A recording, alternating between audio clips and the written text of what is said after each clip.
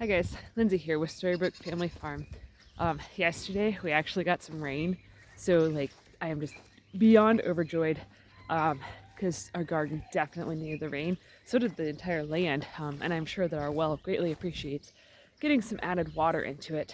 So this is a very beautifully dreary day that is just constantly drizzling, and the high is only like upper 60s today, so it's kind of chilly. Hence my heavy jacket.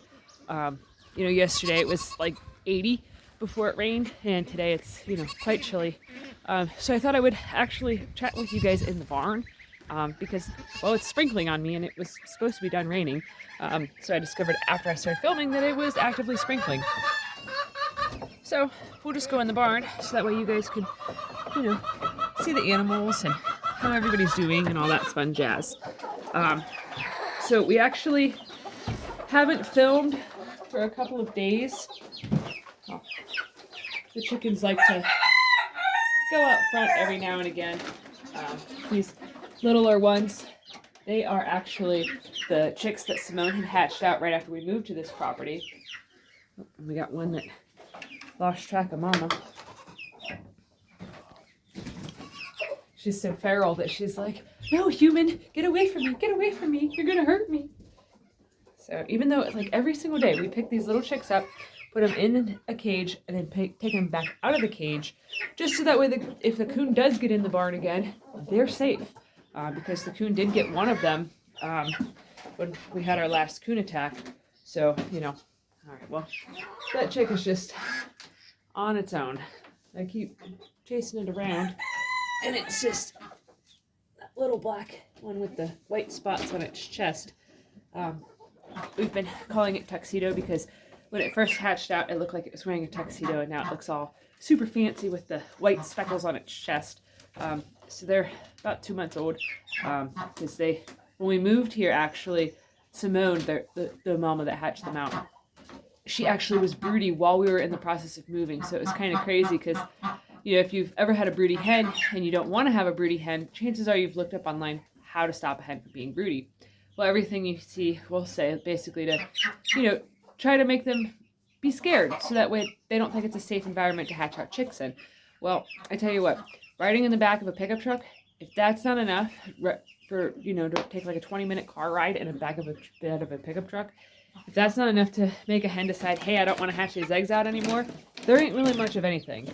Like we've tried in the past to convince them not to hatch eggs out. Like when we lived in town and we were illegally raising chickens in our garage, we didn't want them to keep hatching out eggs. So we tried all sorts of different methods of separating and all sorts of stuff.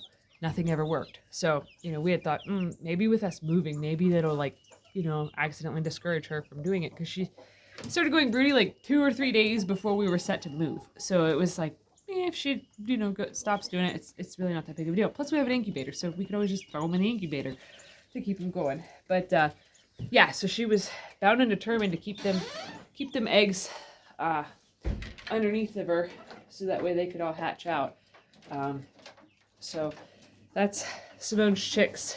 We have still had issues with coons getting near us, getting near the barn.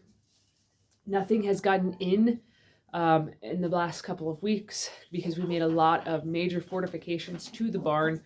We did not realize that there was ways down like behind that shelf and underneath of stuff, that there was actually a gap, like a 3 or 4 inch gap that was big enough for a coon to slink its body up through. So we obviously sealed all of that up, added this door here to the chicken coop so that way it can be blocked off. So we have it, so basically the chicken coop, even though it's inside of the barn, this chicken area, I'll just show you guys. It has an attic roof to it. I assume that, besides the previous people living here illegally growing marijuana plants in here, because we assumed that was something that happened because there's a weird vent in the roof. It's just like a big hole in the roof that they threw a tire over. A bunch of weird stuff happened here. We assumed that at one point they raised cattle, and that this attic space here was for hay storage. So it's a very short roof in here. I'm not super tall, but it is short, like my hair scrapes and stuff.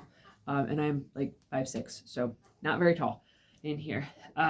So we basically made it so that way this roof, we sealed up all of the holes because over in here, I'll just spin around so you guys can see this back corner over here. If you've seen our like eventful night video, that was where the coon was actually actively coming down when we came in here to check on the birds. So we didn't realize that there was like a 4-inch gap. Oh my goodness, there is a squirrel. I don't know if you guys will end up being able to see it or not. There is a squirrel out there. All of the chickens are like trying to get it to leave the chicken area. I hope that I was able to catch that on video because that was kind of neat, because one of our very little hens was the one that was, it was Hera. That's the one that if you're on our Facebook page, you've seen multiple pictures of Hera being perched on our shoulders and all sorts of stuff. She's very sassy. So she's one of our smallest hens, and she was who was, trying to push towards the squirrel to tell it to leave. But anyways, so basically we've made it so that way the coop, even if a coon gets in the barn, that then has one heck of a challenge to get into the actual coop. The goats are terrified of coons. The goats are really they're scared of everything. They're scared of the rain, they're scared of the dark, especially Winston, the black and white one right there. He is terrified of the dark. So towards wintertime, we'll have to get some electricity out here to put some lights in the barn so that way he doesn't panic. But so we also added a door to the goat area. You can't see it at this angle, but there is a door. I did build a door to seal that all up. So the barn gets locked up like Fort Knox to keep all of the coons and vermin out of here. But like I said, we turned the coop into its whole separate entity inside of the barn, so then that way if something does get in the barn, then have a heck of a time getting into the coop. So that's been that. But yeah, I haven't filmed in a couple days because the last couple days have actually been extremely emotional for me, with issues with the goats. I'm gonna go ahead and go in the goat area since we're gonna be. Well, I'll just let Lucky come out because Lucky's the star of this segment, anyways. So I didn't even want to talk about this, but all right, here it goes. So Lucky here is a very, very special guy. He is the goat that made me fall in love with raising goats, with having goats. I've always wanted goats ever since I was a little kid, but my mom was totally against it because she was convinced that they were stinky and gross and just awful creatures and stuff. I'm not sure why, but that was her thought process. So I guess one bad experience with a stinky billy goat or a buck can, really ruin people's perception of goats. But anyways, so Lucky was a bottle baby before we got him. He was fed by humans because his mom had quadruplets. His brother is Winston, his sister is Fawny, and Ferdinand's mom that passed away after giving birth to him, Star, that was also his sister. So anyways, his mom had 4 babies and she could not handle taking care of all of them. So she actually tried to drown Lucky. So the people that we bought the goats off of, they actually happened to go out in the middle of the night to check on the goats and found him in a water dish. And so they decided that they were going to save his life. So they named him Lucky because he was lucky to be alive. So with him being a bottle baby and not socialized very much with other goats, he does not behave like a goat at all. He, basically is like a 60-pound dog with horns and stuff. Like he wants to be with his humans. He wants to be with me all the time. And with all of the projects that we have had going on here and stuff, I don't have time to just sit and hang out with him all the time, like I'm doing now, just petting him, chillaxing and stuff with him. So, and he has some behavioral issues because of being a bottle baby. Like, he isn't that big of a fan of other goats, even though, that's his siblings right there and stuff. He can be kind of a jerk to them because he wants all the food for himself. So he's like that kid in elementary school that, beats everybody up for their lunch money or for their cookies. That's what Lucky likes to do. So we've been doing a lot of different stuff to try to break him of, being a jerk when it's feeding time, including like moving him outside to eat and doing all sorts of different stuff. But it got to the point that we decided that maybe we should get rid of Lucky. So it has been a very, very emotional last few days for me because he's my baby and stuff. So we actually found somebody that came yesterday to get Lucky. Obviously, Lucky's still here.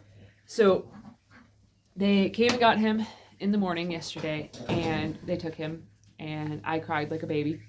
Not even gonna try to just like hide anything. Like I sobbed like when they were pulling away with him, when I was telling them different instructions, when we loaded him up, I was crying the whole entire time. I was cried through the whole thing, and then like had a huge emotional breakdown when we got in the house because Lucky was leaving and stuff. But so they got him home. They had little kids and stuff, and Lucky was fantastic with their kids, with everything. But if you've watched previous videos, you know that Lucky can jump fences. That's why Lucky's back here. It was almost like a 5-foot tall fence, and Lucky could clear it. He could jump over it and clear it. Within seconds of being in there, he would just hop right back out because he was looking for me and stuff. They even took him on walks on the road and all sorts of stuff. And he did fantastic, but he missed me. So he basically was a tyrant of, getting out constantly to come and find me. And when we lived at Tracy's mom and dad's house in our camper, Lucky learned to do the same thing because he realized at one point that big white thing, that was my home, and he could see it, and he knew I was in there. So he would just, when he wanted more attention, he learned to jump the fence to then come stand outside of the camper and holler for me. I got some hay in my mouth. Little bits of dust. But so, yeah. So they did everything that they could. And once we were done at the farmer's market that we do on Sundays, we were driving home, and the lady had texted me and said, we can't keep him in. We don't know what to do. So I was like, okay, we can come and get him. So they met us, at a McDonald's parking lot, actually, like in the city of Canton. So it's kind of not like in the city. For those of you that are local, it was the Canton on McDonald's on Trump. So it was like right off the freeway and stuff. And I'm standing in the parking lot holding a goat. So a lot of people driving by were like and like smiling and stuff. So it was a neat experience. But yeah. So this whole entire experience has definitely been a very emotional one. But to be completely honest, like I am really, really glad that it did not work out, because like I realized through this whole entire thing, like I know this is like such a stupid thing to like, sometimes I can be dense and stuff, and sometimes you get frustrated and you can just disconnect from how much your emotions really are invested in the animals and things that you're raising. But I realized throughout this whole entire thing that just how much that I do care for him, and just how special he is. Like, even though he, can be a pain in the butt sometimes, like all goats can, and he can be especially more so. But I realized that there's got to be some other bigger purpose for Lucky in his life, how much he loves people, because they had him like all day and stuff, and they could not get over of how different he was than any other goat they've been around and stuff, and they just kept going on and on about how good he was and how he was like a dog trapped in a goat's body and stuff, and he was just very different. So now I'm actively thinking of ways that we can further utilize his human love, because that's ultimately what his biggest thing is he loves to be with humans. So we're trying to brainstorm different ideas of different ways that we can utilize Lucky's unique ability to charm the pants off of people. Not literally, oh god, that would be definitely not a purpose that we're looking for Lucky. So yeah, so I used to work in nursing homes and stuff, so I'd actually thought about potentially taking him into different nursing homes that are local and stuff, so that way different residents could spark some love and some joy inside of their hearts just by seeing him and getting to pet him and that sort of a thing, and getting to learn about a different animal. So they had suggested maybe even like kids' birthday parties and stuff, because their little kids loved him so much. But so we're actively trying to figure out different things that we can do to sort of utilize Lucky, He's a castrated male, so you can't use him for stud service. You can't milk him, even though like apparently there's a chicken behind the hay, hiding back there. That's the cool thing about raising the chickens and stuff, the Bantams, is that they like to play hide and seek, and they like to Lucky. You cannot get chicken feed out of the closed bag. He's trying to find the hole in the bag. There's no hole in the bag.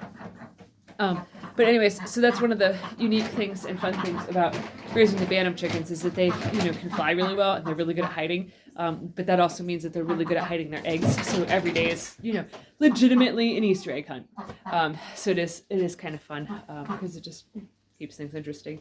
But so I'm going to end this here. If you guys have any ideas as to what other unique purposes and, different, farm ventures that we could do with Lucky, we have decided to keep him.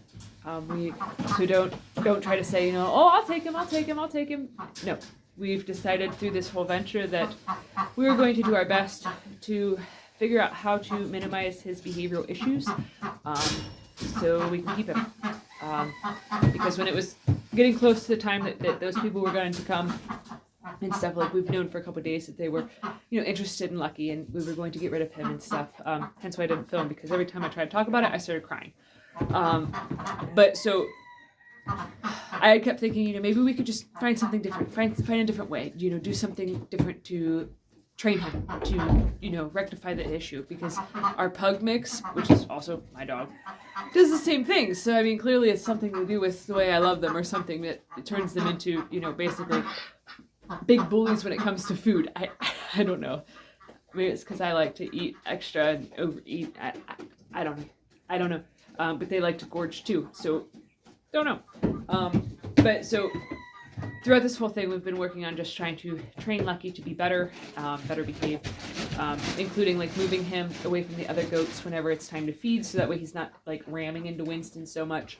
Our big concern has been Bonita, because she is, she's little, because of the lighting. The camera's not able to really pick her up, but she's over there with Fawny. So she's, half the size of the other goats. So we've been concerned this whole time that, he's going to start ramming her and cause her pain and, suffering and injury. So we've been actively working before we're going to get rid of him to try to help train him. But yeah, so we've definitely decided that we are going to keep Lucky, but we also are trying to figure out some sort of creative venture that we can do with him to, better utilize his ability to love humans. So, yeah, if you guys have any comments or suggestions of what we could do, I've already heard of goat yoga. I'm not sure if that'll be some sort of venture that would be good for him, because I don't think it's very nice feeling when a 60-pound goat jumps on your back. He does it all the time, and it does feel kind of nice, but it's, kind of off-putting when you're tying your shoe and the next thing you know, Lucky's jumping on top of you. All of the goats do that. If your shoes are ever untied around a goat, step away from them to tie them. Unless if you're like totally cool with being blindsided. Like this morning, I squatted down to pick up something in the goat area, and Fawny jumped up, and actually she fell and like headbutted me in the back of the head with her horn as she was falling off of my back. So it was very, very nice feeling. But yeah. So anyways, if you guys have any suggestions of different creative jobs and endeavors that we could do with Lucky, to really try to help bring more joy and love into the world, even if it's not something that's going to make money and stuff, it's just something that we feel like maybe we should do, to sort of also change the perceptions of people and goats and stuff. He also likes to go bird watching. Yeah, not a normal goat here. But yeah, so if you're enjoying this content, please give this video a thumbs up. Leave a comment in the comment section below if you have any, tips, suggestions, anything of the sort, or even just words of encouragement. So yeah, share our videos on social media, and if you haven't already, please consider subscribing to greatly help our channel grow. With each new subscription, YouTube ends up showing more people our content and our videos and our channel, and all that stuff. It's it's like a cancer. It just slowly keeps on trickling along and stuff, and spreading and growing. Probably shouldn't make jokes like that. Anyways, so thanks for watching. Have a good one, guys.